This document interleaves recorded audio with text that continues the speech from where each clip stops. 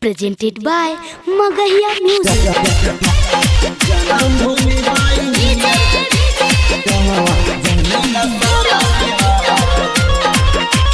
बढ़े जाए विद्या मंदिर कोचिंगवा पूरी सपनवा हमार हो। बढ़े जाए विद्या मंदिर कोचिंगवा पूरी सपनवा हमार हो। जन्म भूमि बा इंजीनियर के जहाँ जाने ला सारा बिहार हो। जन्म भूमि बा इंजीनियर के जहाँ जाने ला सारा बिहार हो। बढ़ल बजावन जा जा के वहाँ बनल बाया स्टार हो। बढ़ल बजावन जा जा के वहाँ बनल बाया स्टार हो।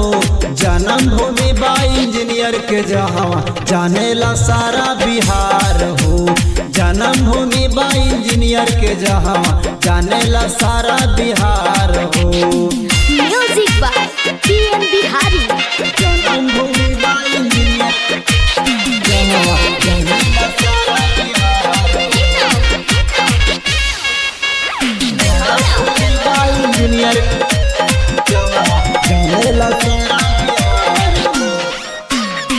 मैथ और फिजिक्स के जहाँ होला ना झमेला। केमिस्ट्री पढ़ावे जैसे करेला नऊ खेला। मैथ और फिजिक्स के जहाँ होला ना झमेला। केमिस्ट्री पढ़ावे जैसे करेला नऊ खेला। पढ़ावे के अंजन सर जी के गजबे बाया स्टाइल हो। 3 साल से लगातार रैंक 1 बायाइल हो। उनके नाम के हो खेला पूरा गया में प्रचार हो। जन्म भूमि बा इंजीनियर के जहाँ जाने ला सारा बिहार हो। जन्म भूमि बा इंजीनियर के जहाँ जाने ला सारा बिहार हो। जन्म भूमि बा इंजीनियर जहाँ जाने ला सारा बिहार हो। टॉप 10 में विद्या मंदिर के आवेला हर साल नाम हो। यही से मिलल बा कोचिंग के अलग पहचान हो। टॉप 10 में विद्या मंदिर के आवेला हर साल नाम हो। यही से मिलल बा कोचिंग के अलग पहचान हो। बनावे के बाद जिंदगी जिनका आके लिखाला नाम हो। मानपुर पटवा टोली में बा ई पावन स्थान हो।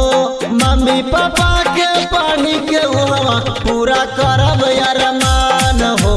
जन्म भूमि बा इंजीनियर के जहाँ जाने ला सारा बिहार हो।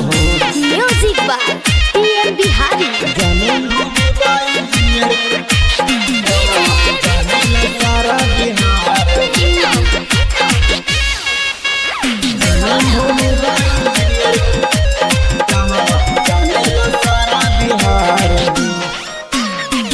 एक कथन रह गइल बा ओहा के सब दिन हो। विद्या मंदिर कोचिंग है तो सब कुछ है मुमकिन हो। सब कुछ है मुमकिन हो। एक कथन रह गइल बा ओहा के सब दिन हो। विद्या मंदिर कोचिंग है तो सब कुछ है मुमकिन हो। अंजन सर जी दिल के हावन सच्चाई इंसान हो। दुखियन गरीब के ऊपर देवेलन ध्यान हो। पप्पू परदेसी सेवा के खातिर रहेला रात दिन तैयार हो। जन्म भूमि बा इंजीनियर के जहाँ जाने ला सारा बिहार